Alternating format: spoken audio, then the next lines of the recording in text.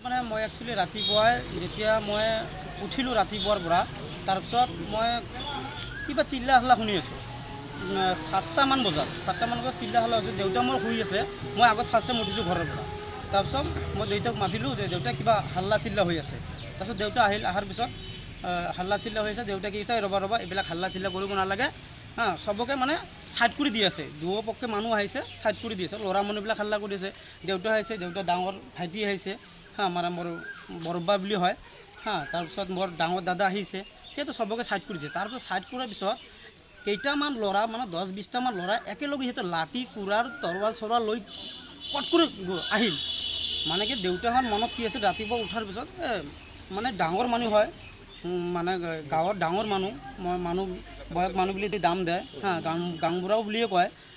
তো সিহঁতে মানে হাল্লা কাজিয়াবিলাক অলপ কি কৰি দিছে। এইটো কি হ'ল, সিহঁতে কি কৰিছে মানে আমাৰ ষ্টাফত, আমাৰ গাঁৱত আমাৰ ডাঙৰ ষ্টাফ হয়। আমাৰ গাঁৱৰ ষ্টাফত মানে 100টা ভোটাৰ আছে। 100টা ভোটাৰ আছে। ভোটটো মানে কি আমি সিহঁতক দিয়া নাই, আমি বেলেগ পাৰ্টি দিছোঁ। যাক পচন্দ হৈছে তাকে ভোটাৰ দিছোঁ। সিহঁতে আগষ্টত কি আমিতো সিহঁতৰ ভোটটো নাপালোঁ, এইটোতো আমাৰতো উল্টা পাল্টা হৈ যাব। এইটো আগষ্টত সিহঁতে পূৰা মাৰপিট লগাই দিলে। নিজৰ মানে যেতিয়া ভোট চলিছিল তেতিয়াও 2বাৰ কাজিয়া কৰিব ধৰিছে। তাৰপিছত পুলিচ প্ৰশাসনো গৈছিল।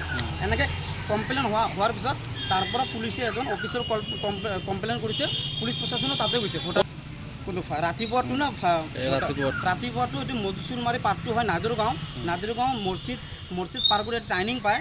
এই টাৰ্ণিং তিনিআলি টাৰ্ণিঙতে মাৰপিটটো হৈছিল। ৰাতিজনৰ নাম কি মানে তাৰ হাজবেণ্ডৰ নাম হ'ল আপোনাৰ মতিউৰ ৰহমান, আৰু যোনো প্ৰাৰ্থী আছে তাৰ ৱাইফ মানে কি হৈছিল, প্ৰাৰ্থী আছিল মলিনা বেবী হয়। তাক ভোট নিদিয়াৰ কাৰণত এনেকৈ মাৰপিট হৈ গ'ল। কিহৰ কাৰণত, এতিয়া 2টা মানুহ অলৰেডি ডক্টৰে এফআইআৰ কৰিছে গুৱাহাটী, আৰু গুৱাহাটী নহয় মানে ধুবুৰী এফআইআৰ কৰিছে। ধুবুৰীত ৰাখিব নাৰাখিব এইটো সন্দেহ আহি আছে, মানে হেড ইঞ্জুৰি হৈ গৈছে তাৰ। এতিয়া গুৱাহাটীও এফআইআৰ কৰিব, বহুত মানে একদম বহুত অৱস্থা বেয়া তাৰ। আহত অলৰেডি 7টা মানুহ আহত হৈ গৈছে। মোৰ দেউতা হৈছে, মোৰ ডাঙৰ দেউতা হৈ গৈছে, মোৰ ডাঙৰ দাদা হৈ গৈছে, আৰু গাঁৱত 2টা ল'ৰা হৈ গৈছে। আৰু 7টা মানুহ, আৰু অলপ কিবা হাতৰ ছাল গৈছে, কিবা নহুল কিবা কি জখম হৈছে। এনেকুৱা 10টা-20টা মানে এনেকুৱা ল'ৰাৰ হৈ গৈছে। মানে কি আমাৰ হাততো লাঠি কুৰাল বুলি একো নাছিল।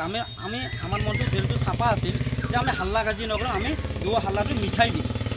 এইটোৱে কাৰণত আমি হাল্লা মিঠাবৰ কাৰণত এনেকৈ কৰি আমাৰ ওপৰত অত্যাচাৰ কৰি কিনে। আৰু ঠিক মই এইটোৱে মোৰ আহ্বান যে আপোনালোকে নিজে একদম তদন্ত কৰক, তদন্ত কৰি উচিত আপোনাৰ যিটো তদন্ত মলমত যিটো শাস্তি হয় এইটো শাস্তি দিয়ক সিহঁতক। অসম চৰকাৰকো এইটোও জনাওঁ যে আপোনালোকে তদন্ত কৰক, তদন্ত কৰি কিনে আপুনি এইটো উচিত কি দিয়ক। এতিয়া এফআইআৰ কৰিম, গৌৰীপুৰ থানাত এফআইআৰ কৰিম। তাৰপিছত কি হ'ব এইটো আপোনালোকে জানিব পাৰিব। যিকোনো খবৰৰ বাবে যোগাযোগ কৰক 7099017330 লগতে 7099017110 নম্বৰত।